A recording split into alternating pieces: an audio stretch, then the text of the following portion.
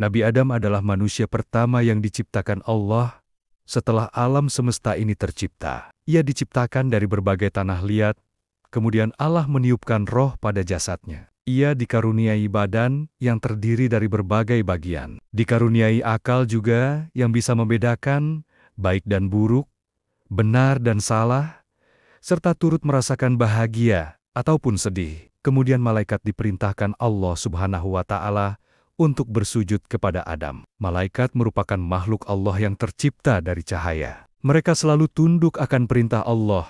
Tak ada pembangkangan bagi mereka. Mereka diperintahkan sujud kepada Adam karena Allah menunjuknya sebagai khalifah di muka bumi. Kedudukannya pun lebih tinggi ketimbang malaikat. Allah juga memerintahkan kepada iblis agar bersujud kepada Adam. Iblis merupakan makhluk Allah yang diciptakan dari api. Iblis diciptakan jauh sebelum Adam tercipta, yakni 6.000 tahun sebelum Adam ada. Atas dasar itulah, iblis menolak untuk bersujud kepada Adam. Iblis merasa lebih baik ketimbang Adam. Allah pun mengusir iblis dan menjauhkan dari rahmat-Nya. Iblis merupakan makhluk yang keras kepala dan egois. Iblis tak mau disalahkan. Justru malah mereka menyalahkan Allah. Iblis tidak ingat bahwasanya Allah lah yang telah menciptakan mereka. Selain itu, iblis juga merupakan makhluk yang sombong, pendengki, dan pendendam. Tidak patuh akan perintah Allah, terbukti dengan tidak bersujud kepada Adam. Iblis iri terhadap Adam dan menaruh dendam terhadapnya. Maka ketika Allah mengusir mereka dan mengutuknya, mereka berjanji akan menyesatkan Adam dan cucunya dari rahmat Allah. Iblis memohon kepada Allah agar diberikan waktu sampai hari kiamat datang. Allah pun mengabulkan permintaannya. Iblis diberi kelonggaran kelak sampai kiamat datang. Konon, sebelum terjerumus ke dalam kesesatan dan dikutuk Allah Subhanahu wa Ta'ala, iblis dianugerahi beberapa gelar oleh para penduduk langit. Salah satunya adalah gelar Azazil yang diberikan di langit ketujuh. Dahulu Azazil pernah menjadi Sayyidul Malaikat, penghulu atau pemimpin malaikat, dan Khozinul Jannah, penjaga pintu surga. Ia dikisahkan sebagai makhluk Allah yang paling rajin beribadah dan punya pengetahuan sangat luas, bahkan mengalahkan malaikat. Tak heran jika Azazil diberi mandat yang agung oleh Allah Subhanahu wa Ta'ala ketika menyandang gelar tersebut. Di antaranya, yaitu pertama menjadi penjaga surga selama 40.000 tahun. Kedua, bergabung dengan barisan para malaikat selama 80.000 tahun. Ketiga, menjadi penasihat malaikat selama 20.000 tahun. Keempat, menjadi pemimpin malaikat Karobiyun selama 30.000 tahun. Kelima, melakukan tawaf mengelilingi Arasy bersama para malaikat dalam kurun waktu 14.000 tahun. Secara keseluruhan, Azazil telah beribadah dan melakukan semua perintah Allah selama 185.000 tahun lebih. Namun itu semua terjadi sebelum dia dikutuk dan menjadi iblis yang menggoda umat manusia. Dalam tafsir Ibnu Katsir dijelaskan bahwa dalam melakukan ibadahnya, Azazil tidak memiliki kesadaran bahwa Allah yang memberi kemampuan kepada seorang hamba untuk beribadah kepadanya. Ketidaksadaran itu memunculkan rasa sombong dalam diri Azazil. Sebagai pemimpin malaikat, Azazil merasa dialah yang paling berhak menduduki makom tertinggi di antara semua makhluk ciptaannya. Azazil pun mulai membangkang dan durhaka terhadap Allah Subhanahu wa Ta'ala, termasuk menolak perintahnya untuk menghormati Nabi Adam. Dia yang diciptakan dari api merasa lebih baik daripada Adam yang diciptakan dari tanah. Karena kesombongannya itu, Azazil mendapatkan nama baru, yakni iblis, yang artinya tidak mempunyai kebaikan sedikit pun. Allah lalu mengusir iblis dari surga dan mengutuknya sampai hari kiamat kelak. Kisah tersebut diabadikan dalam Al-Quran Surat Al-Araf, ayat 12, yang artinya Allah berfirman, "Apakah yang menghalangimu sehingga kamu tidak bersujud kepada Adam ketika aku menyuruhmu?" Iblis menjawab, "Aku lebih baik daripada dia. Engkau ciptakan aku dari api, sedangkan dia engkau ciptakan dari tanah." Allah berfirman, "Maka turunlah kamu dari surga, karena kamu tidak sepatutnya menyombongkan diri di dalamnya. Keluarlah, sesungguhnya kamu termasuk makhluk yang hina. Maka ketika Allah mengusir iblis dan mengutuknya, iblis berjanji akan menyesatkan Adam dan cucunya dari rahmat Allah. Iblis memohon kepada Allah agar diberikan waktu sampai hari kiamat datang. Adam tercipta seorang diri di surga dengan segala kenikmatan. Namun ada sesuatu yang mengganjal di hati Adam, yakni dia merasa kesepian. Maka pada saat itu, Allah menciptakan Hawa dari tulang rusuk Adam. Allah menciptakan Hawa untuk menemani Adam di surga. Adam sangat bahagia dengan terciptanya Hawa. Begitu pula Hawa juga gembira bertemu Adam. Mereka diberikan rumah di surga yang indah, dan juga di surga ada banyak sungai dan pohon-pohon yang tak pernah mati. Ada juga sungai yang mengalirkan madu dan susu. Selain itu, di surga terdapat mata air abadi. Tidak panas, tidak pula dingin dan sangat nikmat lagi menyegarkan bila diminum. Adam dan Hawa diberikan karunia yang amat besar, lagi membahagiakan di surga. Mereka dibebaskan menikmati semua yang ada di surga. Mereka memakan buah-buahan yang beraneka ragam, warna, bentuk, dan aromanya. Kesemua buah-buahan tersebut memiliki rasa yang sangat amat nikmat. Semua nikmat yang Allah berikan boleh dinikmati sepuasnya. Tapi, ada satu pantangan bagi mereka di surga, yakni tidak boleh mendekati, bahkan memakan buah dari sebuah pohon yang ada di tengah surga. Pohon itu sangat indah dengan buahnya yang bergantungan. Mereka selalu melewati pohon tersebut, tapi hanya sekadar melihatnya. Seperti janjinya, iblis tak akan pernah membiarkan manusia hidup penuh kebahagiaan. Ia masih dendam dan akan terus berusaha membujuk manusia mengikuti rayuan dan hasutannya. Melihat Adam dan Hawa yang hidup bahagia di surga pun, mereka tak tinggal diam. Iblis pun mencari cara agar Adam dan Hawa turut lengah dan tersungkur. Beberapa cara pun dilakukan, dan berkali-kali gagal. Tapi, ada satu peristiwa yang membuat keduanya akhirnya terjungkal juga. Iblis pun menemukan cara agar Adam dan Hawa terperdaya olehnya. Iblis hendak membujuk Adam dan Hawa memakan buah dari pohon terlarang yang berada di tengah surga. Iblis pun datang menemui Adam dan Hawa. Mereka menanyakan tentang pohon terlarang. Iblis berusaha membujuk Adam dan Hawa memakan buah dari pohon yang dilarang Allah untuk didekati. Dengan segala tipu muslihat, iblis melancarkan aksinya, membujuk Adam dan Hawa. Hawa pun terbujuk akan rayuan iblis. Ia ingin sekali memakan buah dari pohon terlarang. Namun, Adam selalu mengingatkan akan petunjuk Allah. Iblis malah menuntun dan mengantarkan mereka ke tempat pohon terlarang. Adam dan Hawa pun mengikutinya, karena iming-iming bahwa buah pohon terlarang itu memberikan kehidupan abadi. Dan iblis bersumpah atas nama Allah. Akhirnya, karena iblis berani bersumpah atas nama Allah, mereka pun termakan rayuan iblis dan memakan buah dari pohon terlarang. Sesuatu menakjubkan terjadi ketika Adam dan Hawa memakan buah dari pohon terlarang. Tiba-tiba semua pakaian yang mereka kenakan hilang. Mereka telanjang dan merasa malu. Lalu ketika melihat pohon ara dan pohon pisang yang berdaun lebar, mereka segera bersembunyi di baliknya. Mereka merasa menyesal, takut dan malu atas perbuatan yang telah dilakukan. Mereka telah berbuat salah dengan melanggar apa yang diperintahkan Allah. Mereka bersujud dan memohon ampunan. Mereka benar-benar menyesali perbuatannya. Tapi, nasi telah menjadi bubur. Iblis sangat senang karena telah berhasil menyesatkan Adam dan Hawa. Allah Maha Pengampun atas segala dosa yang hambanya perbuat. Allah mengampuni dosa yang telah Adam dan Hawa lakukan. Namun untuk menyucikan dosa yang telah mereka perbuat, Allah memerintahkan Adam dan Hawa turun ke bumi dan menjadi khalifah. Bersama dengan iblis, Adam dan Hawa pun turun ke muka bumi. Perseteruan manusia dan iblis terus berlanjut hingga kelak kiamat. Nabi Adam dan Hawa melanggar apa yang menjadi larangan Allah di surga,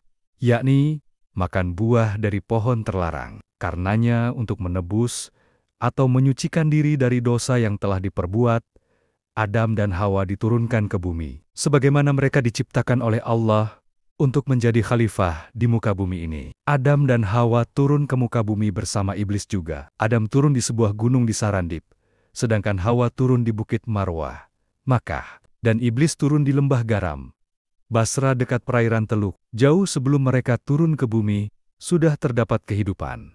Baik hewan-hewan maupun tumbuh-tumbuhan. Adam bersujud dan mohon ampun tiada henti sesampainya di bumi. Meskipun telah berbuat dosa, Adam dan Hawa mendapatkan ampunan Allah. Allah mengirim Adam ke muka bumi ini untuk menguji dirinya. Apakah Adam mengikuti dan menyembah Allah, atau malah justru ia berpaling terhadap perintah Allah, lebih mengikuti iblis? Adam teringat akan istrinya. Mereka turun ke bumi ini terpisah jarak yang jauh. Ia sangat ingin bertemu dengan orang yang ia cintai. Namun ia tak tahu di mana keberadaan istrinya, Hawa. Ia juga tak tahu harus melangkahkan kaki kemana untuk mencari Hawa. Meskipun begitu, ia berjalan menyusuri bumi ini untuk mencari keberadaan Hawa. Malaikat turun ke bumi dan mengatakan kepada Adam, Hawa ada di suatu tempat yang jauh di bumi.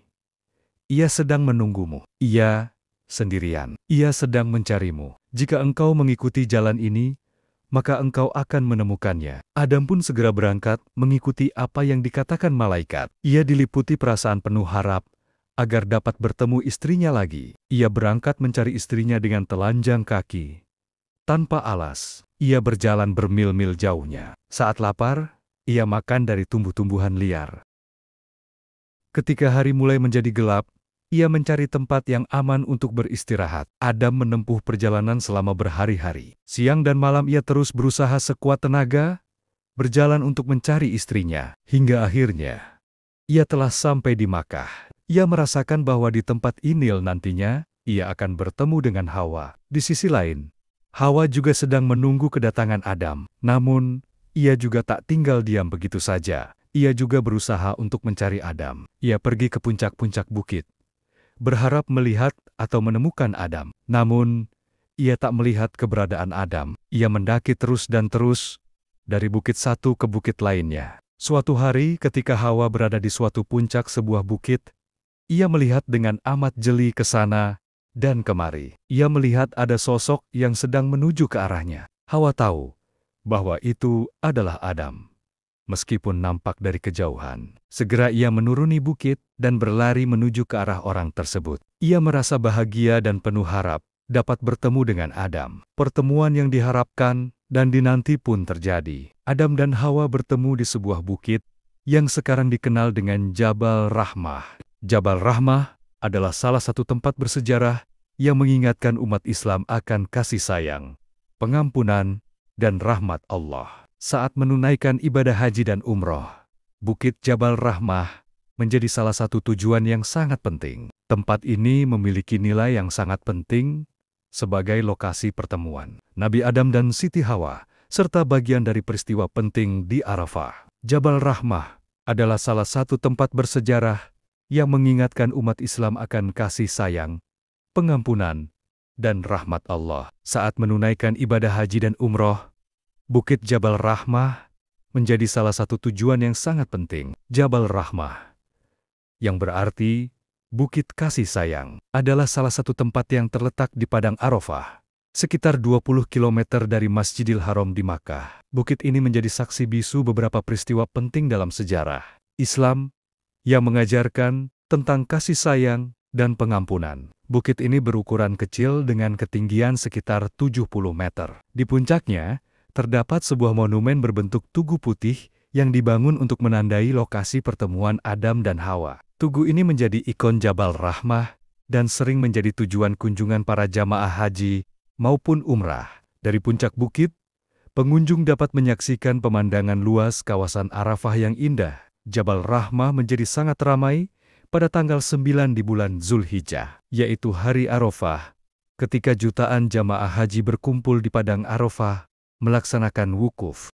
Adam dan Hawa menangis karena bahagia bisa bertemu dengan orang yang dicintai. Mereka pun tak lupa bersyukur kepada Allah karena telah mempertemukan mereka kembali. Kehidupan di muka bumi tak seperti kehidupan di surga. Jika di surga tak ada siang dan malam, tak ada binatang buas, tak ada pergantian musim, itu semua memang hanya ada di bumi. Lalu Adam dan istri memilih suatu daerah nan indah guna mereka tinggali. Tumbuh-tumbuhan dan buah-buahan sembarang macam tumbuh di tempat tersebut. Kini, Adam harus bekerja untuk keberlangsungan hidup mereka. Mereka tinggal di dalam gua sebelum mereka membangun pondok kayu. Adam bekerja keras sampai dirinya merasa lelah. Adam dan Hawa juga menanam benih, memanen, menggiling, dan membuat adonan serta memanggang 2 roti untuk mereka makan. Waktu terus berlalu hingga suatu hari, Hawa melahirkan 2 bayi laki-laki dan 2 bayi perempuan. Penduduk bumi pun bertambah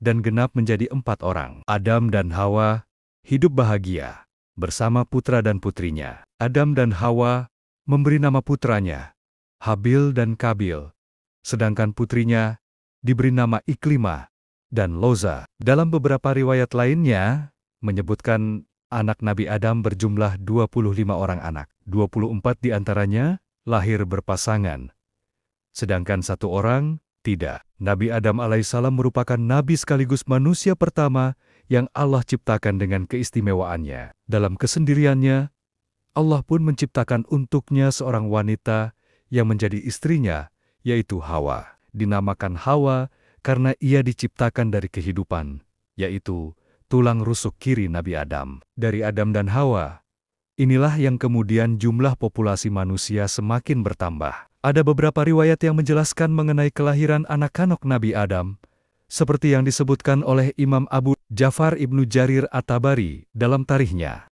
Hawa melahirkan anak-anak keturunan Adam sebanyak 40 dengan 20 kali kehamilan. Hal ini pun sama sebagaimana yang diriwayatkan oleh Ibnu Ishaq dalam tafsir Bagawi dan tafsir Al-Qurtubi. Ada juga yang mengatakan bahwa Hawa telah mengandung sebanyak 120 kali. Di setiap kehamilannya, ia melahirkan 2 anak kembar, laki-laki dan perempuan. Dalam beberapa riwayat lainnya menyebutkan Nabi Adam memiliki 25 orang anak. 24 diantaranya lahir berpasangan, sedangkan 1 orang tidak. Dalam beberapa tarikh, disebutkan bahwa nama-nama anak laki-laki Nabi Adam adalah Abdullah, Kain, Kabil, Asud, Habil, Shis, Ayat, Balaga, Atati, Taubah, Darabi, Hadas, Yahus, Sandal, Barak, Watsua, Yaguth, Yauke, dan Nasr. Sedangkan anak-anak Nabi Adam yang perempuan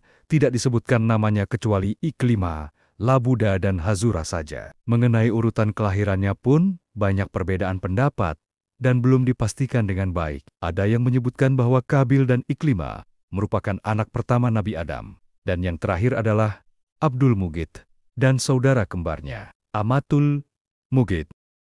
Ada pula yang mengatakan Kabil dan Iklimah adalah anak ketiga, Habil putra keempat, dan Shis adalah putra kelima. Banyaknya perbedaan riwayat yang menyebutkan mengenai kelahiran maupun nama-nama dari anak Nabi Adam. Namun nama anak-anak Nabi Adam yang secara pasti disebutkan di dalam riwayat tercatat 5 orang, yaitu Kabil, Habil, Iklimah, Labuda, dan Shis. Dalam Al-Quran, Allah mengabadikan kisah kedua putra Nabi Adam, yaitu Kabil dan Habil, sebagaimana yang disebutkan dalam Quran Surat Al-Maidah, ayat 27-31.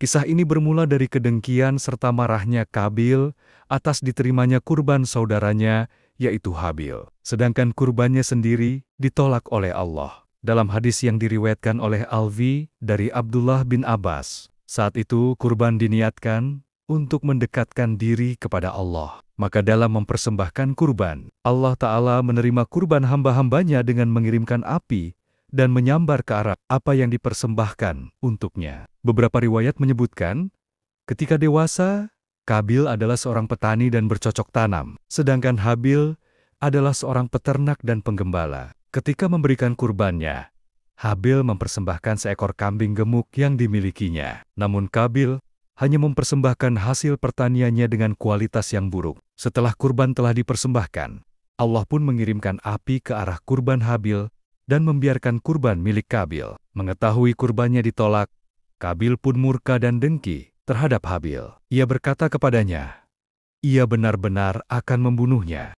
Namun, ada juga yang mengatakan bahwa kedengkian Kabil terhadap Habil bermula ketika Allah mensyariatkan kepada Nabi Adam agar menikahkan putranya dengan putri dari pasangan kembaran yang berbeda atau bersilang. Sesuai dengan syariat tersebut, maka Kabil akan dinikahkan dengan saudara kembar dari Habil, yaitu Labuda. Sedangkan Habil akan dinikahkan dengan saudara kembar Kabil, yaitu Iklimah. Tetapi Kabil tidak terima akan hal itu, sebab ia mendapat istri yang tidak terlalu cantik, dan berkeinginan untuk menikah dengan saudara kembarnya sendiri, yang berparas cantik. Nabi Adam tidak memberi izin, dan untuk menengahi masalah ini, maka mereka berdua diminta untuk memberikan pengorbanan kepada Allah, yang apabila pengorbanannya diterima, maka akan mendapatkan keadilan di sisinya. Setelah kurban dipersembahkan, Allah hanya menerima kurban yang Habil berikan. Hal ini membuat Kabil marah dan dengki terhadap Habil. Sifat dengki yang ada di dalam diri Kabil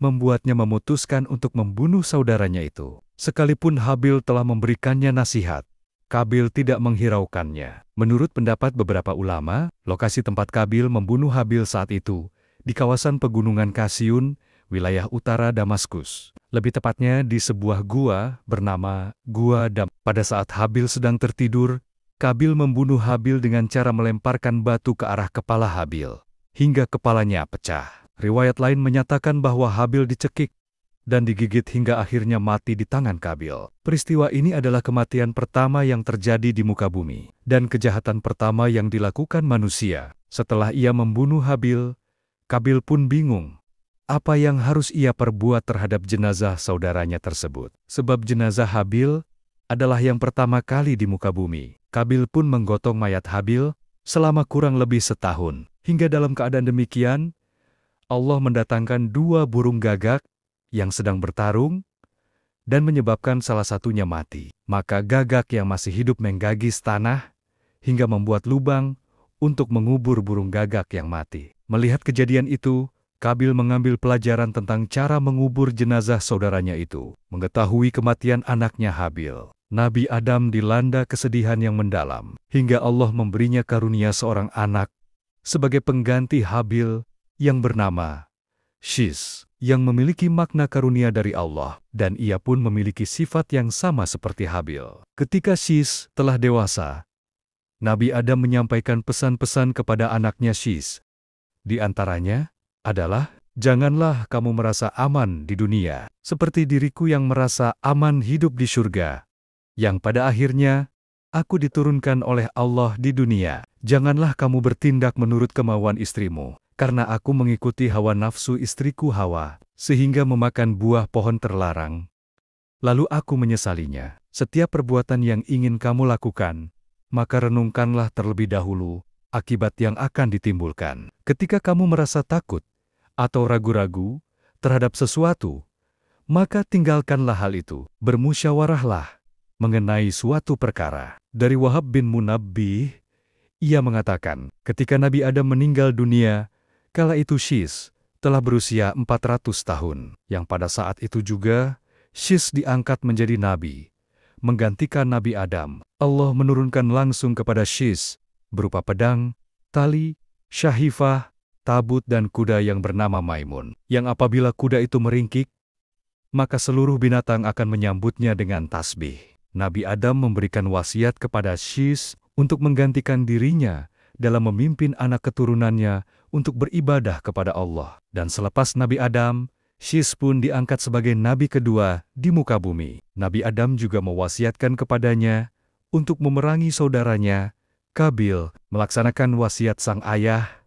Shis pergi untuk memerangi Kabil, dan akhirnya perang pun berkecamuk. Peristiwa inilah yang menjadi perang pertama yang terjadi antara anak-anak Adam di muka bumi. Dalam peperangan itu, Shis memperoleh kemenangan. Kabil pun ditawan oleh Shis dan dihukum dengan cara dipanggang di bawah matahari sampai meninggal. Riwayat lain yang mengatakan, kedua tangannya dibelenggu di atas pundaknya dan ditahan di tempat yang panas hingga mati. Setelah melaksanakan wasiat yang diperintahkan sang ayah, Shis diutus ke India untuk menjadi juru penegak keadilan. Wallahu alam bisawab. Sahabat Khazanah Islami yang dirahmati Allah. Dari kisah ini kita belajar betapa pentingnya keikhlasan, kesabaran, dan menjauhi sifat dengki yang dapat menghancurkan diri sendiri dan orang lain. Kabil dan Habil menjadi pelajaran berharga tentang bagaimana manusia diuji dengan hawa nafsu. Sementara Shis menunjukkan bahwa Allah selalu memberikan pengganti yang lebih baik